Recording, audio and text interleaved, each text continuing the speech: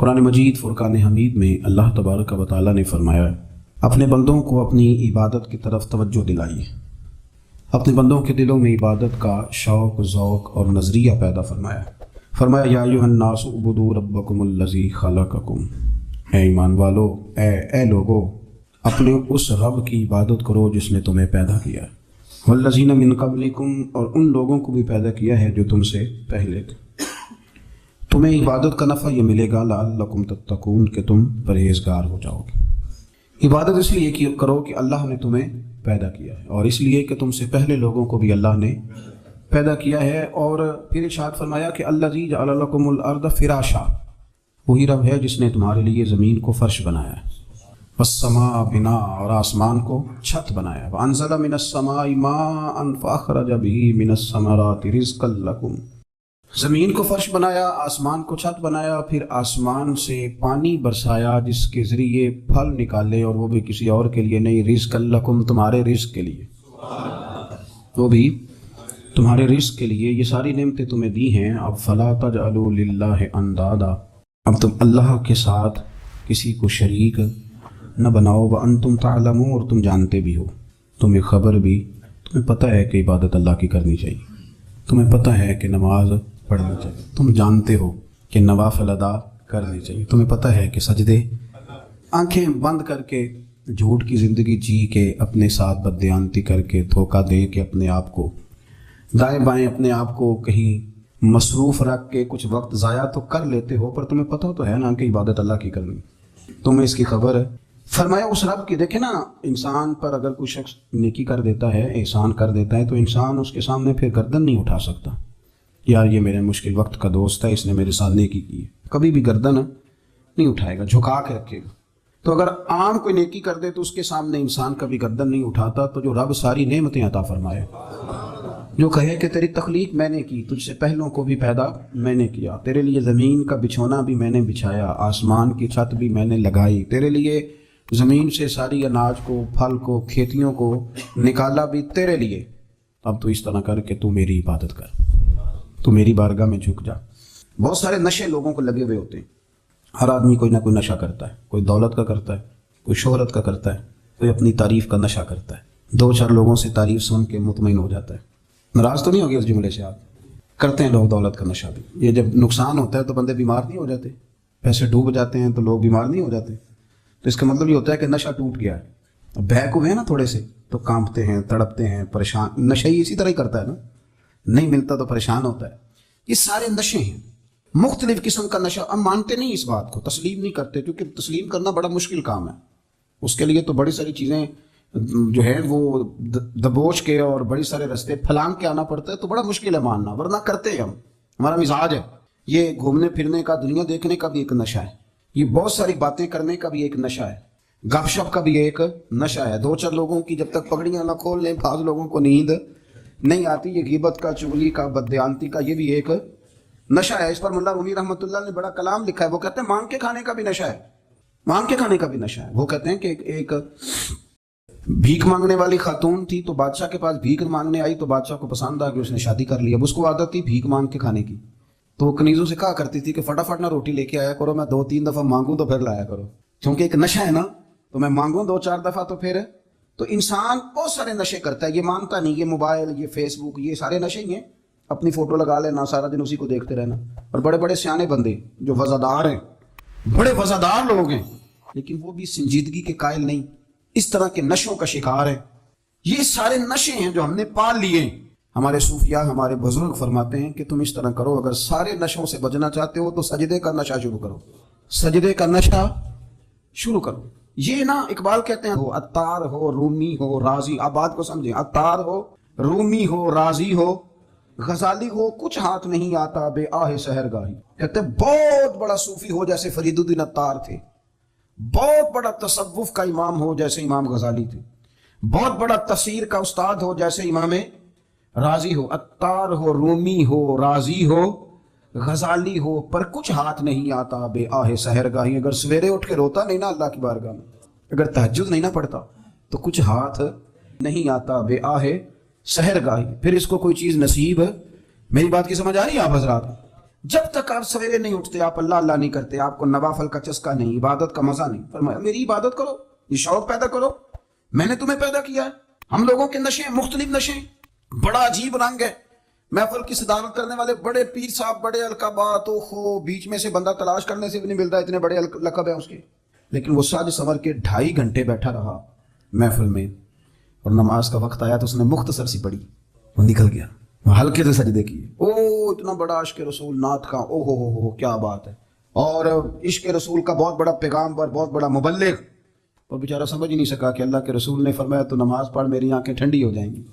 تو یہ نشے کے عادی تو ہیں پر حقیقت کے قائل نہیں ہیں۔ یہ بس ٹھیک ہے، خوابوں کی دنیا میں لوگ زندہ ہیں، پر جن کو یہ جو نشہ تھا نا عبادت کا، یہ میرے رسول پاک کی چاہت ہے، یہ میرے نبی کریم علیہ السلام کی۔ آپ دیکھیں نا، حضور مہینوں جا کے غار حرا میں بیٹھتے، کیا وہاں تبلیغ کرتے تھے، کوئی کتاب لکھتے تھے؟ رسول کریم علیہ السلام مہینہ رہتے غار حرا میں، کوئی نہ مجھے دیکھے، کوئی نہ مجھے ملے، حضور یہاں کیا ہے؟ فرمایا میں اپنے رب کی عبادت کروں گا۔ نبی کریم علیہ السلام نے سجدوں کے ساتھ پتھروں اور پہاڑوں کو آباد کر دیا، سجدوں کے ساتھ۔ آپ کا سجدہ آپ کو بہت ساری چیزوں سے چھڑا لیتا ہے، یہ بہت ساری جگہوں سے جھکنے سے بچا لیتا ہے۔ صوفیاء، اولیاء یہ کیا کرتے تھے؟ یہ سجدے کا ذوق ہی تو پیدا کرتے تھے، سجدے کا ذوق۔ شاہ عبدالعزیز دباغ رحمۃ اللہ تعالیٰ علیہ اپنے مریدوں سے فرمایا کرتے تھے کہ اگر تم پکے نمازی بن جاؤ نا، تہجد گزار ہو جاؤ، تو میرے پاس آنا جانا چھوڑ دینا۔ عرض کی حضور کیوں؟ فرمایا میں تمہارے اور رب رسول کے راستے میں رکاوٹ نہیں بننا چاہتا، اور میرا مقصود ہے تمہیں وہاں تک پہنچانا۔ جب پہنچ گئے تو پھر میری ضرورت ختم ہو گئی۔ ہاں کبھی وسوس آئے، شک پیدا ہو، تکلیف ہو تو آنا، ورنہ میں نہیں چاہتا کہ میں رکاوٹ بنا رہوں۔ تم اللہ اللہ کرو، اس مالک کو راضی کرو۔ میرے رسول پاک علیہ وسلم نے فرمایا بندہ اللہ کے سب سے قریب اس وقت ہوتا ہے جب وہ سجدے کی حالت میں ہوتا ہے۔ کس کے قریب ہوتا ہے؟ اللہ کے سب سے قریب ہوتا ہے، وہ بڑا نیڑے ہے رب کے، بڑا قریب ہے، اس لیے کہ وہ حالت ہے سجدہ میں۔ وہ جب سجدے کرتا ہے نا، اس کی بارگاہ میں جب جھک جاتا ہے، آپ ذرا سجدے کی کیفیت دیکھیں نا، زبان بھی یہاں ہے، آنکھ بھی یہاں ہے، کان بھی، عقل بھی ساری، اس نے سارا کچھ رکھ دیا سجدے میں۔ آپ وہ کبھی پیچھے جائیں تو دیہاتوں میں کہا جاتا تھا ناک سے نکیریں نکالو، بہت بڑی سزا ہوتی تھی نا، ناک سے نکیریں نکالو، بڑی سزا ہوتی تھی۔ تو اس نے کہا مالک مجھے کسی نے کہا نہیں، پر دیکھنا میں نے رکھ دی ساری عقل سجدے میں، اور رکھ کے کہا کیا؟ سبحان ربی یا اللہ، اللہ میں پست ہوں تو اعلیٰ ہے، اللہ تو میرا رب ہے اور تو سب سے اعلیٰ۔ اتنا، اور فرمایا جب یہ اس کیفیت میں ہوتا ہے تو پھر یہ اپنے رب کے قریب ہوتا ہے۔ کثرت عبادت، نوافل۔ ہمارے ہاں عمرے کی قرآن اندازی محفلوں پہ ہونے لگ گئی ہے، حالانکہ حدیث سے ثابت نہیں۔ میں دوستوں سے کہتا ہوں جائز ہے، کرنی چاہیے، عمرے کی قرآن اندازی جائز ہے، پر کسی حدیث میں نہیں آئی کہ قرآن اندازی کرو عمرہ کرو۔ حدیث میں قرآن اندازی یہ آئی ہے کہ نبی پاک علیہ السلام نے فرمایا تمہیں پتہ چل جائے نا پہلی صف کا ثواب کتنا ہے، تم قرآن اندازی کرو۔ عمرے کی قرآن اندازی کا تو پوسٹر چھپتا ہے، تو یہ والی قرآن اندازی کب ہونی ہے؟ ہونی چاہیے کہ نہیں؟ حضور نے فرمایا تمہیں پتہ چلے کہ اس کا ثواب کتنا، تو تم قرآن اندازی کرو، تم قرآن ڈالو۔ جب آپ نماز پڑھ رہے ہوتے ہیں، جب آپ کا مصلی آباد ہوتا ہے، صلاح الدین ایوبی، ایک بزرگ سے ملاقات ہو گئی، بیت المقدس پر قبضہ تھا عیسائیوں کا، تو صلاح الدین بڑے پریشان تھے۔ وہ بابا جی کہنے لگے پتر کیا ہوا؟ کہنے لگے حضور پتہ چلا ہے دشمن کے 2 بحری بیڑے اسلحہ لے کے آ رہے ہیں، مسلمان پہلے ہی کمزور ہیں، اور اب اگر 2 بحری بیڑے اور آ گئے تو حضور مسئلہ بن جائے گا۔ تو میں پریشان ہوں کہ کس طرح یہ کم مسئلے والی ہماری فوج ہے کیسے مقابلہ کرے گی۔ تو بابا جی کہنے لگے پتر اس طرح کرنا، آج رات تو بھی دعا کرنا اور میں بھی کروں گا، تو بھی دعا کرنا، آپ ناراض نہ ہونا، ہم تو پیروں والے ہیں، ہم تو پیروں کے نوکر غلام ہیں، ہمارا تو گزرا ہی نہیں، ہمیں تو ملتا ہے سارا کچھ وہاں سے۔ پر میرا سوال یہ ہے کہ تعویذ لینے جاتے ہو نفل کیوں نہیں پڑھتے، رات اللہ اللہ کیوں نہیں کرتے؟ یہ بھی تو ہمارے بزرگوں کا ہی طریقہ ہے، انہوں نے تو ہمیں سکھایا ہے۔ صلاح الدین ایوبی سے بزرگوں نے کہا کہ رات آج نا اللہ اللہ کرنا، تو میں تیرے لیے دعا کروں گا، تو بھی دعا کرنا۔ تو بندہ جب دکھی ہوتا ہے تو سجدہ کرتا ہے، تو پھر ہی تو مصلی بھیگ جاتا ہے، پھر ہی تو مزہ آتا ہے۔ سکھی بندہ تو کعبے جا کے نہیں روتا، دکھی تھے، تکلیف تھی، تو سر رکھا سجدے میں تو تڑپ گئے۔ اور وہ بابا جی کہتے ہیں میں مسجد آیا تو صلاح الدین چیخے مار کے رو رہا تھا اور کہہ رہا تھا مالک میں کوئی اپنی شان کے لیے تو نہیں نہ لڑ رہا، اللہ کو میں کوئی قبضوں کے لیے تو نہیں لڑ رہا، مالک تیرے لیے لڑ رہا ہوں، مجھے بے آبرو نہ کرنا، میری مدد فرمانا۔ کہتے ہیں میں آیا تھا کہ مسجد میں دعا کروں گا، پر صلاح الدین ایوبی کو روتے دیکھا تو میں لوٹ گیا۔ تو سویرے صلاح الدین ملے تو بڑے خوش تھے، میں نے کہا پتر کیا ہوا؟ کہنے لگے حضور وہ بحری بیڑے 2 آ رہے تھے نا اسلحہ لے کے، دونوں ڈوب گئے پانی میں ڈوب گئے۔ تو بابا جی کہنے لگے صلاح الدین وہ پانی میں نہیں ڈوبے، وہ تیرے آنسوؤں میں ڈوب گئے، وہ غرق ہو گئے، وہ جو تو نے مصلی بات کیا تو وہ تیرے آنسوؤں میں ڈوب گئے، وہ غرق ہو گئے، وہ تباہ اتنے قیمتی تھے تیرے آنسو کے بہا لے گئے دشمن کے بحری بیڑوں کو۔ میرے بھائی ٹھیک ہو گیا جی، میرے عزیز سمجھ لیں اس بات کو ہمیشہ کے لیے، اور اس پر غور کر لیں اچھے طریقے سے کہ میرے رسول کریم سید عالم صلی اللہ علیہ وسلم نے نا ہماری توجہ دلائی، حضور نے ہمیں بتلایا، ہمارا ذوق بڑھایا عبادت کی طرف۔ ایک صحابی تھے حضرت ابو فاطمہ رضی اللہ تعالیٰ عنہ، یہ ترمذی شریف کی حدیث ہے۔ نبی پاک علیہ السلام نے فرمایا ابو فاطمہ قیامت کے دن مجھ سے جلدی ملنا چاہتے ہو کہ دیر کے ساتھ؟ تو کہنے لگے حضور کون ہوگا جو دیر سے ملنا چاہے گا، ہم نے تو جان دے دی وعدہ دیدار پر۔ اعلیٰ حضرت فرماتے ہیں جان دے دی وعدہ اور نقد اپنا دام ہو ہی جائے گا۔ مجھے لگتا ہے کہ یہ سودا نقد و نقد ہو جانا ہے، کیونکہ ہم نے جان دے دی وعدہ دیدار پر۔ آپ نے وعدہ کیا تھا کہ مریں گے تو پھر زیارت ہوگی، تو مر گئے ہم زیارت کی خاطر۔ جان دے دی وعدہ دیدار پر تو نقد اپنا دام ہو ہی جائے گا۔ اے رضا ہر کام کا ایک وقت ہے، دل کو بھی آرام ہو ہی جائے گا۔ تو حضرت ابو فاطمہ رضی اللہ تعالیٰ عنہ سے نبی پاک صلی اللہ علیہ وسلم نے فرمایا جلدی ملنا چاہتے ہو کہ دیر سے؟ عرض کی حضور فٹافٹ ملنا ہے، میں نے قیامت کے دن آپ سے جلدی ملنا ہے۔ تو نبی پاک علیہ السلام نے فرمایا پھر اس طرح کرنا، دنیا میں رہ کے سجدے زیادہ کرنا، پھر سجدے زیادہ کرنا، قیامت میں ملاقات جلدی ہو جائے، قرب ملے گا تمہیں۔ اپنے بچوں کے اندر دیکھیں نا، ہم شوق پیدا کرتے ہیں، ہمیں صحیح لفظ نہیں بولنے آتے پر ہم بچوں میں شوق پیدا کرتے ہیں کہ پتر ڈاکٹر بن جائے گا تو بڑا نفع کرے گا، تو لوگوں کی خدمت کرے گا، ملک و ملت کی خدمت کرے گا، تیرے ابا کا نام روشن ہوگا، تیرے دادا کی تعریفیں ہوں گی۔ ہم یہ ذوق پیدا کرتے ہیں۔ ہم اپنے نوجوانوں کے اندر یہ فکر پیدا کرتے ہیں، انہیں ہم سمجھاتے ہیں کہ میاں جب تم پڑھو گے، محنت کرو گے تو فلاں آدمی کی طرح تمہارا نام ہوگا۔ یہ جتنا ذوق ہم بچوں کے اندر ان چیزوں کا پیدا کرتے ہیں، ہمیں حکم ہے کسی طرح ہم ذوق پیدا کریں کہ پتر نماز پڑھے گا تو اللہ راضی ہو جائے گا، تو سجدہ کرے گا۔ دیکھیں نا میرے رسول کریم علیہ السلام نے فرمایا 7 سال کے بچے کو مسجد لے کے جاؤ، یعنی اسے شوق دلاؤ، اس کے اندر یہ خاصیت پیدا کرو کہ اس کا دل کرے مسجد میں جانے کا، اس کے اندر یہ خصوصیات لاؤ کہ وہ ہمارے ہاں نا ہر چیز کو پروموٹ کیا جا رہا ہے، ہر چیز کو، یعنی سر سنگیت سکھانے کے لیے اکیڈمیاں بن گئی ہیں، ہر شے پروموٹ ہو رہی ہے، عبادت کا جذبہ کم ہوتا جا رہا ہے، اللہ کا ذوق ہمارے اندر نہیں رہا۔ اور اتنا مشکل ہم نے اپنے لیے بنا لیا ہے کہ وہ بندہ جو بڑی زبردست مذہبی گفتگو کر رہا تھا اور تگڑی بات کر رہا تھا، کیا بات ہے، لیکن نماز کے بارے میں کمزوری دکھا جاتا ہے، نوافل کے بارے میں وہ چپکے سے نکل جاتا ہے۔ امام احمد بن حنبل رحمۃ اللہ تعالیٰ علیہ، مسند امام احمد بن حنبل 14 جلدوں میں ہے مارکیٹ میں، اور مجھے تو خیر پسند ہی پڑی ہے، میں نے تو کئی دفعہ پڑھی ہے۔ اور کیا بات ہے امام احمد بن حنبل کی، کیسے تگڑے قسم کے محدث تھے، اور اللہ نے کتنا انہیں اعزاز عطا فرمایا ہوا تھا۔ یہ کوڑے بھی کھاتے تھے دین کی خاطر، سارا کرتا لہو سے بھر بھی جایا کرتا تھا، بڑا اعزاز والا شخص تھے، بڑے اعزاز والے۔ حدیثیں جمع کرنا، حدیثیں لکھنا، حدیث پڑھانا، سارا دن رہتے تھے۔ کہہ سکتے تھے کہ میں کر تو رہا ہوں کام، اور حدیث بھی موجود ہے کہ عالم عابد سے افضل ہوتا ہے، پر اس کے باوجود امام احمد بن حنبل رحمۃ اللہ علیہ 300 نفل فرض نمازوں کے علاوہ پڑھا کرتے تھے، 300 نوافل روز پڑھا کرتے تھے۔ ان کے بیٹے نے کہا ابا جی مکان خریدنا ہے تو جگہ کہاں کر کے لوں، بہت ساری آبادیاں، تو فرمایا پتر وہاں لینا جہاں مسجد قریب ہو۔ میرے رسول کریم سید عالم صلی اللہ علیہ وسلم اتنا پسند کرتے مسجد کو، اتنا پسند کرتے نماز کو، کہ رسول کریم صلی اللہ علیہ وسلم تہجد کی نماز بھی پڑھتے، پھر حضور فجر کی نماز بھی پڑھتے، نبی پاک وتر کو الگ کر کے پڑھتے، عشاء کے ساتھ نہیں پڑھتے۔ یہ تو ہم اس لیے اجازت دی ہمارے بزرگوں نے کہ بعد میں اٹھے گا کون علیحدہ وتر پڑھنے کے لیے، عشاء کے ساتھ پڑھ لے۔ وتر پڑھتے، تہجد پڑھتے، فجر پڑھتے، اشراق پڑھتے، چاشت پڑھتے، مغرب کی نماز کے بعد 6 رکعت اوابین پڑھتے، پھر رات کو صلاۃ اللیل پڑھتے۔ سیدہ عائشہ صدیقہ کہتی ہیں زمانہ سو جاتا اور میرے رسول مصلی بچھا کے کھڑے ہو جاتے۔ او یار کھیتی باڑی کر کے نہیں، محنت مزدوری کر کے نہیں، جناب عائشہ کہتی ہیں میں یہ بھی دیکھتی کہ حضور ایک آیت شروع کرتے تو ساری رات اسی کو پڑھتے، اور میری نظر جاتی تو قدم مبارک پہ ورم آ جاتا۔ یار نماز پڑھ کے اتنی مشقت کر کے، اتنی جد و جہد کر کے ورم آ گیا، یا رسول اللہ اتنی محنت کیوں کرتے ہو؟ فرمایا افلا اکون عبدا شکورا، کیا میں اپنے رب کا شکر گزار بندہ نہ بنوں؟ صحابہ کا ذوق عبادتوں کا، ریاضتوں کا، تلاوتوں کا، طبیعت ان کی، وہ ایک دوسرے کو، حضرت مولا علی شیر خدا کرم اللہ تعالیٰ وجہ الکریم کے زمانے میں روم کے بادشاہ نے کہا یار یہ مسلمانوں کا پتہ تو کرو، یہ آخر کیوں اتنے زیادہ مجاہد ہیں؟ اس زمانے میں جاسوس بھیجنے کا مزاج تھا، اب تو جاسوس پکڑا جاتا ہے، اب تو جاسوس ہو، اور جاسوسی کا شوق ویسے آج بھی ہے۔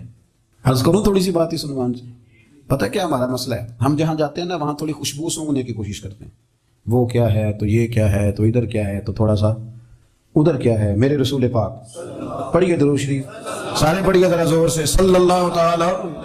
نبی پاک علیہ السلام نے فرمایا جاسوسی نہ کرنا ورنہ تم بندوں کو خراب کر دو گے، اور فرمایا اس طرح نہ ہو کہ تم کسی کے آپ کھول میں نکلو تو تمہارے پہلے کھول جائیں۔ یہ جو ذوق ہے نا یہ ختم کریں، چھوڑیں، مطلب آپ کس چکر میں پڑے ہوئے ہیں، اتنی زیادہ توجہ کرنے کی کیا ضرورت ہے؟ نے کام سے کام رکھیں، اس میں بندہ تھوڑا سا نا آسان رہتا ہے۔ یہ جو بہت زیادہ ٹٹولنے والے لوگ ہوتے ہیں نا، وہ بےچارے پھر عمر ٹٹولتے ہی گزار دیتے ہیں، اس لیے کہ مزاج ہی بہت پکا ہے، بوری کا منہ کھول کے اندر تک ہاتھ ڈالنا، تو پھر کئی دفعہ سامنے سے بچھو بھی لڑ جاتا ہے، خرابی ہوتی۔ تو جاسوسی کی جاتی تھی، اس نے بھی جاسوس بھیجے، کیونکہ قبیلوں کے لوگ تھے، کچھ مسلم کچھ کافر، پہچانے نہیں جاتے تھے لوگ، تو کچھ لوگ اس نے بھیجے، انہوں نے آ کے نا تحقیق کی، ریسرچ کری کہ آخر ماجرا کیا ہے۔ تو واپس جا کے انہوں نے رپورٹ دی نا روم کے بادشاہ کو، اس رپورٹ کا ایک جملہ بڑا شاندار ہے، وہ کہنے لگا بادشاہ ہمیں مسلمانوں کی کوئی سمجھ نہیں آئی، ہمیں کوئی سمجھ نہیں آئی۔ انہوں نے کہا کیوں نہیں سمجھ آئی؟ کہنے لگے یار عجیب بندے ہیں، جب رات مسلح پہ بیٹھتے ہیں تو یوں لگتا ہے ان کا دنیا سے رشتہ ہی کوئی نہیں، کوئی کسی کو نہیں جانتا، کوئی اپنے دکھ سنا کے رو رہا ہے، کوئی اپنی بات کر کے رو رہا ہے، لگتا ہے کہ ان کا کوئی رشتہ ہے ہی نہیں جب مسلح پہ بیٹھتے ہیں۔ اور فرمایا جب سویرے یہ جہاد کرنے نکلتے ہیں تو لگتا ہے ان سے زیادہ دلیر ہی کوئی نہیں۔ حالانکہ جو مسلحوں پہ رونے دھونے کے لوگ ہوتے ہیں وہ کئی دفعہ جہاد میں کام نہیں کرتے، لیکن عجیب لوگ ہیں کہ رات کے راہب ہیں، دن کے مجاہد ہیں، کوئی سمجھ نہیں آتی۔ میرے عزیز، ان لوگوں نے مسلح آباد کر کے رکھا، تلاوتیں ان کا ذوق رہی، منظر روز پڑھنا، اسباق پڑھنا، وظائف پڑھنا، یہ ان کا ذوق رہا۔ اعلیٰ حضرت بریلوی رحمت اللہ نے 1000 کتاب لکھی ہے، لیکن الوظیفۃ الکریمہ کے نام سے جو وہ صبح و شام وظائف پڑھتے تھے وہ الگ انہوں نے ان کو بیان کیا، پابندی کے ساتھ اپنی اللہ اللہ کرتے تھے۔ شیخ شہاب الدین سہروردی رحمت اللہ علیہ، اس پر ایک بندے نے اعتراض کیا، اس نے کہا جی آپ کس قسم کے صوفی ہیں، مرید بیٹھے ہیں اور آپ وہاں نفل پڑھ رہے ہیں؟ یہ بھی بڑا مسئلہ ہوتا ہے نا، جو بندہ ملنے آتا ہے وہ اپنے ٹائم کے حساب سے آتا ہے، اور پھر اس کا یہ بھی خیال ہوتا ہے کہ پیر صاحب جو ہیں وہ چونکہ درویش ہیں تو نہ انہیں روٹی کھانی چاہیے نہ سونا چاہیے، چونکہ وہ درویش ہیں، اور ہم چونکہ درویشوں کے ماننے والے ہیں لہذا ہمارا یہ طریقہ ہونا چاہیے کہ جیسے ہم کہیں درویش ویسے ہی کر جائے۔ حالانکہ جس کو آپ درویش کہیں گے آپ اس کی مانیں گے، آپ منوائیں گے نہیں، تمہارا مزاج ہوتا ہے۔ شیخ شہاب الدین پر لوگوں نے اعتراض کی، حضور لوگ ملنے آئے ہیں، زیارت کرنے آئے ہیں، یہ بندے دعا کرانے آئے ہیں، اللہ اللہ کرانے آئے اور آپ نفل پڑھ رہے ہیں، کیا جملہ ہے، کیا حسن ہے، کیا خوبصورتی ہے۔ فرمانے لگے رب رسول سے مانگنے کے لیے مصلی بچھایا ہے، اگر وہاں سے مانگوں گا نہیں تو تمہیں دوں گا کیا؟ پہلے مجھے کچھ لے تو لینے دو، اگر میرے پلے کچھ ہے ہوگی تو آگے دوں گا نا، تو میں مانگنے گیا تھا کہ یا اللہ دے تیرے بندے لینے آئے ہیں، دے تو میں کچھ لوں گا تو آگے دوں گا نا۔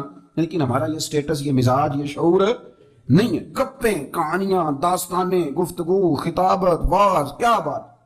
لیکن اگر کچھ کرنے کا کام ہو تو وہ نہیں ہم سے ہوتا۔ میرے نبی کریم علیہ الصلوۃ والسلام نے مصلی سے دل لگانے کا درس دیا، حضور نے توجہ دلائی، صحابہ اس ذوق کے حامل لوگ تھے، وہ کوشش کرتے تھے۔ جناب صدیق اکبر رضی اللہ تعالیٰ عنہ کا عبادت کا مزاج ہمیشہ قائم رہا۔ حضرت عمر فاروق ساری رات اللہ کے حضور کھڑے رہے۔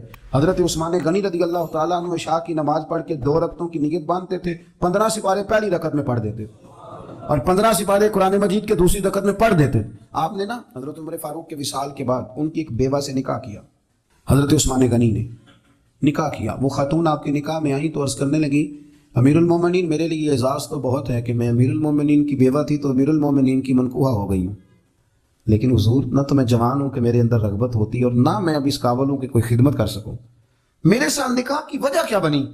تو عثمان غنی رو پڑے، فرمانے لگے میں نے عمر فاروق کو مسجد میں اپنے رب سے ڈرتے ہوئے دیکھا، میں نے اسے روتے ہوئے دیکھا ہے، عدل کرتے دیکھا ہے، انصاف کرتے دیکھا ہے، امت کی خیر خواہی کرتے دیکھا۔ تمہارے ساتھ نکاح اس لیے کیا ہے کہ تم مجھے یہ بتاؤ کہ عمر فاروق گھر کے اندر اپنے رب کو کیسے راضی کرتے، گھر کے اندر کیسے راضی کرتے تھے، وہ طریقے بتلاؤ، تم بتاتی جانا اور میں بھی اسی طرح گھر میں عبادت کروں۔ میرے رسول کریم علیہ الصلوۃ والسلام نے ارشاد فرمایا، حضور فرمانے لگے جس گھر میں اللہ کا ذکر ہوتا ہے وہ گھر زندوں کا ہے، اور جس گھر میں رب کریم کا ذکر نہیں ہوتا وہ گھر زندوں کا نہیں ہے۔ گھر نا ہم نا کتابوں میں پڑھتے ہیں کہ ایک بزرگ کہتے ہیں، حضرت فضیل بن عیاض کہتے ہیں کہ میں ایک گلی سے گزر رہا تھا تو گھر کے اندر کسی قاری صاحب نے قرآن کی آیت پڑھ دی، ولی من خاف مقام ربہ جنتان، میں تو میرے کانوں سے ٹکرائی تو اللہ نے میری کایا ہی پلٹ دی، میں توبہ کر گیا۔ اب گھر کے اندر سے آواز آئے تو صحیح نہ تلاوت کی، پر اندر سے آواز آتی نہیں ہے، ڈیک بجنے کی آواز آتی ہے یا ٹی وی چلنے کی آواز آتی ہے یا دھوم مچانے کی آواز آتی ہے۔ عبادت کا وہ جو خاص شوق تھا، وہ جو حسن تھا، وہ جو توانائی تھی، وہ جو بات تھی۔ ایک جگہ پہ ہم بیٹھے تھے تو وہاں ایک صاحب آئے اور انہوں نے آتے ہی کہا کہ مہربانی کریں ذرا مجھے مصلی دے دیں، میرے نہ کچھ نفل رہ گئے، تو میں نے وضو کر لیا تو کوئی مصلی مل جائے۔ مصلی انہیں دے دیا گیا، وہ مصلی لے کے چلے گئے تو پیچھے ایک صاحب نے تبصرہ کیا، کہنے لگے کتنا ریاکار بندہ ہے، لوگوں کو دکھا رہا ہے کہ میں نفل پڑھتا ہوں، ہے کو بات کرنے والی۔ میں نے اسے کہا، میں نے کہا تو مہربانی کرنا اس طرح کی ریاکاری تو بھی کر، پکڑ مصلی اور جا تو بھی تھوڑی ریاکاری کر کے آ، اٹھ ذرا، شکر کر کو یہ ریاکار بھی ملا ہے۔ کوئی نفل پڑھ کے ریاکاری کر رہا ہے، اللہ کا میں کہتا ہوں کو پڑھے تو صحیح نہ، یار یہ کوئی دور ہے نفل پڑھنے کا؟ اس میں تو لوگوں کا مزاج ہی نہیں، طبیعت ہی نہیں۔ میں نے کہا چل مہربانی کر یہ لے مصلی اور تو بھی جا تھوڑی سی یا کر یا ریاکاری کرو تو صحیح نا، مزاج ہی نہیں، ذوق۔ جمعے کی نماز پڑھ کے یوں دنیا بھاگتی ہے، او ہو پتہ نہیں کون سی پیچھے آگ تھی جو بجھائی جائے گی۔ اور آج تک لوگ مسئلہ پوچھ رہے ہیں کہ جمعے کی بعد والی سنتیں کتنی ہوتی ہیں۔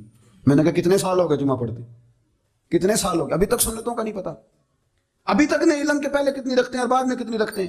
فجر کی سنتیں کب پڑھنی چاہیے؟ سنو فجر کی سنتوں کے بارے میں۔ میرے رسول کریم سید عالم صلی اللہ تعالیٰ علیہ وسلم سے ایک صحابی نے پوچھا تھا حضور میری فجر کی سنتیں رہ گئیں یا رہ جاتی ہیں تو حکم کیا ہے؟ کیا انداز ہے حضور کا؟ بخاری مسلم کے لفظ سنو، حضور سید عالم صلی اللہ علیہ وسلم فرمانے لگے، اس نے کیا پوچھا تھا؟ حضور جواب کیا دیتے؟ فرمایا فجر کی سنتیں کبھی نہ چھوڑنا، فجر کی پہلی 2 سنتیں کبھی نہ چھوڑنا۔ یا رسول اللہ صلی اللہ تعالیٰ علیہ وسلم میری رہ گئی یا رہ جاتی ہیں؟ فرمایا فجر کی 2 سنتیں نہ چھوڑنا، فرمایا فجر کی پہلی 2 سنتیں مجھے دنیا اور دنیا کے اندر جو کچھ ہے وہ سب سے زیادہ پیاری ہے۔ فجر کی 2 سنتیں دنیا اور دنیا میں جو کچھ ہے مجھے وہ سب سے زیادہ پیاری ہیں، اس لیے فجر کی سنتیں نہ چھوڑنا۔ اپنا ذوق، اپنی طبیعت، ہم نے نا ذوق غلط بنا لیا ہے۔ اگر 20 بندے کہہ بھی دیں گے تو نے بڑی شاندار تلاوت کیا تو کیا اس سے بنے گا؟ 100 بندہ کہہ بھی دے تیری کیا بات ہے، کیا بات ہے نعت خاں کی، کیا بات ہے علامہ صاحب کی، پیر صاحب کی، پیر مہر علی شاہ صاحب رحمۃ اللہ علیہ۔ آپ تشریف فرما تھے تو آپ کے ایک ہی بیٹے بابو جی جن کو کہا جاتا ہے، جس دن صاحبزادے پیدا ہوئے تو خادم نہ وہاں سے نکلا۔ ان لوگوں کے شوق اور طرح کے تھے نا، تو ان کی توجہ بھی اپنے شوق کی طرف رہتی، تو خادم نکلا اندر سے، پیر صاحب مبارک ہو، پیر صاحب مبارک ہو، پیر صاحب مبارک ہو، پیر صاحب مبارک ہو، شور کر رہے ہیں۔ تو پیر صاحب کو وجد ہو گیا، اللہ اکبر اللہ اکبر اللہ، وہ کیا ہوا، کس بات کی مبارک دے رہے ہو؟ عرض کی حضور اللہ نے بیٹا دیا ہے۔ تو آپ فرمانے لگے اچھا حضور آپ کیا ہوا، آپ تو پریشان ہو گئے۔ فرمانے لگے جب تو نے 3 دفعہ کہا نا مہر علی کو مبارک ہو تو میں سمجھا تھا شاید تجھے کسی نے بتا دیا ہے کہ مہر علی سے اللہ راضی ہو گیا۔ میں سمجھا تھا کہ شاید تو یہ خبر لے کے آیا ہے کہ کسی نے بتایا ہے کہ مجھے آج خبر ملی ہے کہ مہر علی سے رب اچھا پتر ہوا ہے، الحمدللہ اللہ کا شکر ہے، پر میرے لیے مبارک کا دن وہ ہوگا جب میرا رب کہے گا کہ میں مہر علی سے راضی ہوں، میرے محبوب کہیں گے کہ میں مہر علی سے۔ آپ بات کو سمجھیں، شوق ہی کسی اور طرف تھا، دل ہی کہیں اور لگا ہوا تھا، طبیعت ہی کہیں اور مائل تھی۔ کوئی وظیفہ پوچھتے تھے تو پڑھتے تھے وہ لوگ، کچھ اللہ اللہ انہیں بتائی جاتی تھی تو کرنے کا ذوق رکھتے تھے، طبیعت تھی، قائل تھے۔ حضرت ربیع کہتے ہیں میں بڑی دور سے سفر کر کے گیا حضرت اویس کرنی سے ملنے، بڑی دور سے، اور جب میں پہنچا تو فجر کا وقت تھا، تو حضرت اویس کرنی کو میں نے پا لیا، تو وہ نماز پڑھ کے نا قرآن شریف لے کے بیٹھ گئے۔ فرماتے ہیں اشراق چاشت کا وقت ہوا تو نفلوں کی نیت باندھ لی۔ محدث ابن الجوزی نے لکھا ہے، فرماتے ہیں پھر جب زوال کا وقت ہوا تو مسجد میں جھاڑو دینے لگ گئے۔ ظہر کی نماز پڑھ کے تو عصر کی تیاری تک وہ مسجد میں بیٹھے رہے، اور میرے نبی پاک علیہ السلام نے فرمایا جو نماز کے انتظار میں بیٹھا ہو وہ نماز ہی میں ہے، وہ نماز ہی میں ہے۔ فرمایا میری دنیا میری امت کی جو رہبانیت ہے نا وہ اتنی ہے کہ نماز کا انتظار کرے، اذان کے بعد نماز کا یہ راہب ہے، یہ اس وقت چھوڑ کے بیٹھے ہیں سارا کچھ۔ فرماتے ہیں عصر تک انہوں نے اللہ اللہ کی، پھر مغرب تک کی، عشاء کی نماز ہوئی تو نماز پڑھی تو وہ تھک گئے۔ اب مجھے وہ فارغ ہوں مصلی چھوڑے تو میں ملاقات کروں نا، یہ آپ حیران نہ ہو کہ اتنی دیر بندہ کیسے اللہ اللہ کر، ہم نے کی نہیں نا اس لیے ہم پریشان ہیں۔ جو عادی ہوتے ہیں وہ کر بھی لیتے ہیں، وہ یہ کام ہے۔ میری بات کی سمجھ آ رہی ہے؟ جب جاتے ہو کسی دفتر میں تو 8 گھنٹے کھڑے رہ لیتے ہو نا، مجبوری ہوتی ہے تو کھڑے رہا جا سکتا ہے۔ پاسپورٹ کے دفتر بولیے، امیگریشن کی لائنوں میں، اور میں نے تو ویسیوں بھی بندے 12 گھنٹے پہلے جا کے کھڑے دیکھے، رہ لیتے ہیں کھڑے۔ تو اگر ان کاموں کے لیے رہا جاتا ہے تو اللہ رسول کے لیے بھی کھڑے رہا جا سکتا ہے۔ تو فرمانے لگے کہ جب عشاء کی نماز کے بعد آخر انسان تھے، تھک گئے، نیند کا غلبہ ہوا تو تھوڑی ایسے آنکھ بند ہوئی تو کھولی تو رونے لگے۔ حضرت ویسے کر دی، رو کے کہنے لگے مالک مجھے غافل تو نہ کر، ابھی میں نے کیا بھی کچھ نہیں، دن ختم ہو گیا، کوئی نفل نہیں، کوئی اللہ اللہ نہیں، اللہ مجھے غافل نہ کر، میری مدد فرما۔ فرماتے ہیں جب وہ روئے تو میرے ساتھ جو شخص تھا میں نے کہا اٹھو چلیں، کہنے لگا حضور ملنا نہیں، فرمایا جو میں لینے آیا تھا وہ مجھے مل گیا، جو میں ان سے سیکھنے آیا تھا وہ مجھے نصیب ہو گیا، اب اور میں نے کیا لینا، ختم ہو گئی بات، اٹھو چلیں۔ اللہ کے بندوں نے حضرت ربیعہ بن کعب اسلمی رضی اللہ تعالیٰ عنہ فرماتے ہیں، کہتے ہیں جب بنو قریظہ اور بنو نذیر یہودیوں کے ساتھ حضور علیہ السلام نے جنگ کا اعلان فرمایا تو وہ دشمن ہو گئے، ہمیں خطرہ تھا کہ وہ رات کو کہیں محبوب کو تکلیف نہ دیں، تو کچھ لوگ نا تلواریں لے کے نبی پاک کے دروازے پہ پہرے داری کرتے تھے۔ گن مین رکھنا حرام نہیں، اگر کسی کو واقعی خطرہ ہو تو اس کے لیے سنت بھی ہے۔ حضرت علی المرتضیٰ تلوار لے کے حضور کے گھر کا پہرا دیتے تھے۔ حضرت ربیعہ بن کعب اسلمی رضی اللہ تعالیٰ عنہ فرماتے ہیں کہ رات میری ڈیوٹی تھی کہ میں حضور کے گھر کا پہرا دوں گا، تو فرماتے ہیں میں باہر سن رہا تھا، ساری رات ہی میرے نبی پاک نے اللہ کی تسبیح پڑھی، ساری رات، کبھی تسبیح، کبھی تحلیل، کبھی تحمید، کبھی تکبیر، ساری رات۔ فرماتے ہیں ساری رات حضور پڑھتے رہے اور ساری رات ہی میں سنتا رہا، مجھے اونگ آ گئی، میری آنکھ لگ گئی، حضور ابھی پڑھ رہے، میں تھک کے سو گیا، اور فرماتے ہیں جب میری آنکھ دوبارہ سے کھلی تو میرے کانوں میں پھر کوئی چیز گونجی، تو میں نے کان لگایا تو میرے حبیب ابھی بھی اللہ کو یاد کر رہے، ساری رات حضور رب کی عبادت کرتے، اسی لیے تو کہا یا ایھا المزمل قم اللیل الا قلیلا، حبیب ساری رات تو نہ جاگا کر، تھوڑا آرام بھی کر لیا کر۔ میرے بھائی اپنا مصلی، اپنی عبادات، اپنے وظائف، اللہ جو آپ نے کسی سے سیکھی ہے اس کو کبھی کمزور نہ ہونے دیں۔ شجرہ شریف جو کسی بزرگ سے آپ لے لیتے ہیں تو کیا رسم ہے کوئی؟ اس پہ کچھ لکھا ہوتا ہے، وہ پڑھنے کے لیے دیا جاتا ہے، اس پہ لکھا ہوتا ہے کہ یہ اللہ آپ نے کرنی ہے۔ ساری زندگی کسی اسکول میں داخل ہو گئے اور وہاں جا کے آپ نصاب ہی نہ پڑھیں، کتاب ہی نہ کھولیں تو پاس ہو جائیں گے؟ وہ کہتے ہیں میں 20 سال جاتا رہا ملا کچھ نہیں، تو آپ نے لیا کیا ہے؟ ایک اتنی سی کتاب تھی، اس کو تو کھول کے آپ دیکھ نہیں سکے، اس کے وظائف تک تو رسائی نہ ہوئی، اس لیے کہ اللہ کرنا مشکل ہے اور تصویر کھنچانا یہ آسان کام ہے۔ تو جو آسان ہے اس طرف ہماری توجہ لگی رہتی ہے اور جو مشکل ہے اس طرف ہم ذوق پیدا نہیں کرتے۔ یا ایھا الناس اعبدوا ربکم الذی خلقکم والذین من قبلکم لعلکم تتقون، اے لوگو اس رب کی عبادت کرو جس نے تمہیں پیدا کیا اور تم سے پہلوں کو پیدا کیا، اس لیے عبادت کرو کہ تم پرہیزگار ہو جاؤ گے۔ مالک سمجھنے کی توفیق عطا فرمائے۔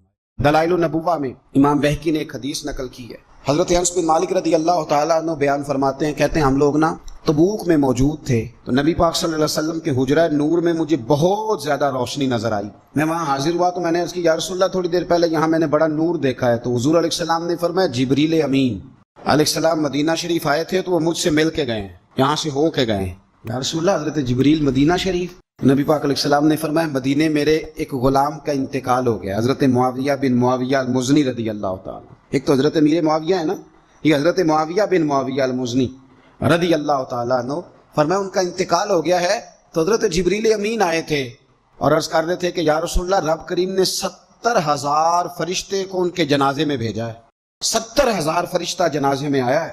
تو حضور فرماتے ہیں میں نے جبریل امین سے پوچھا کہ وہ کیا عمل کرتے تھے جس کے سبب سے 70,000 فرشتہ جنازہ پڑھنے آیا ہے؟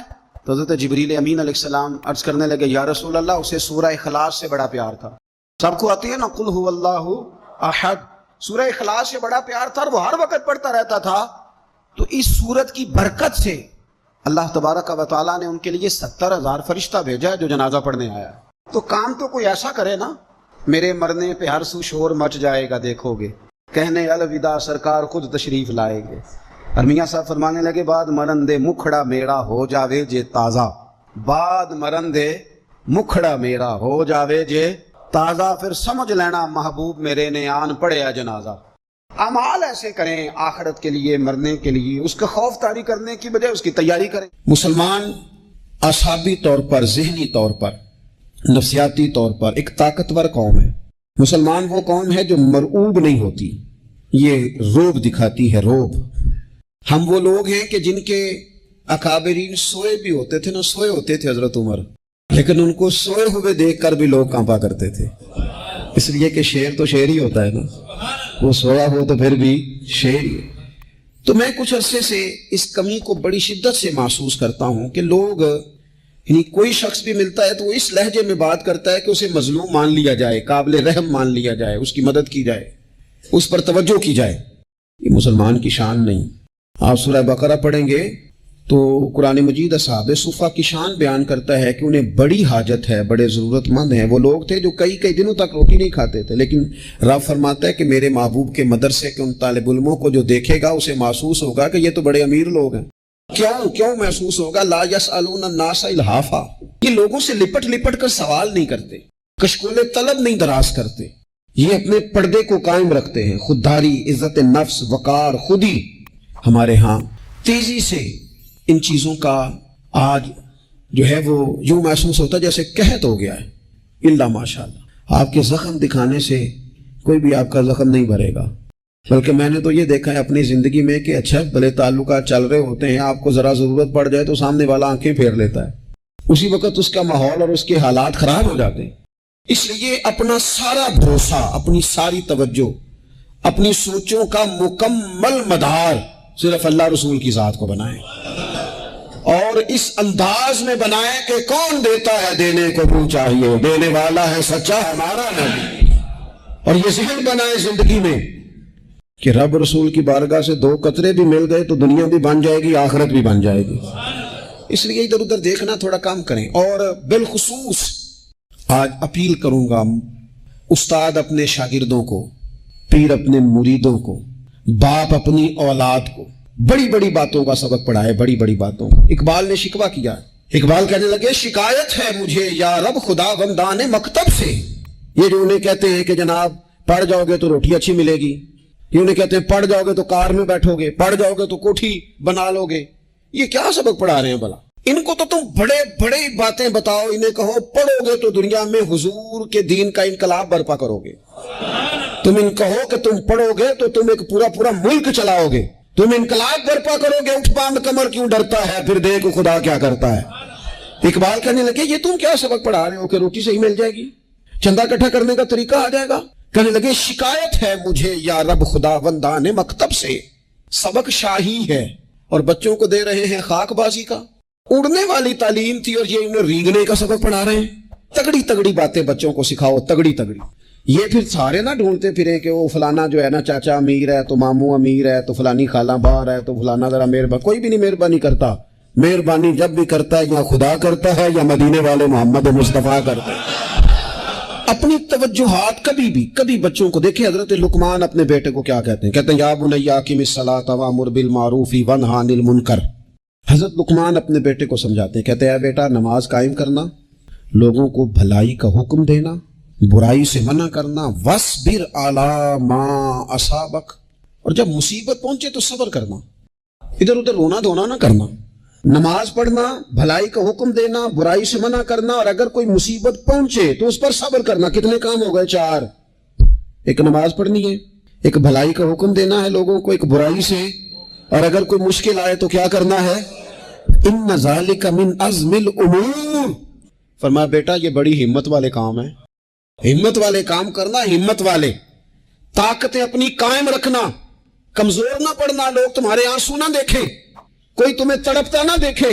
چھوٹا چھوٹا زخم لے کر لوگ سگنل پہ کھڑے، چھوٹی چھوٹی مجبوریاں لے کر لوگ مانگنے کے لیے دروازوں پر کھڑے ہیں۔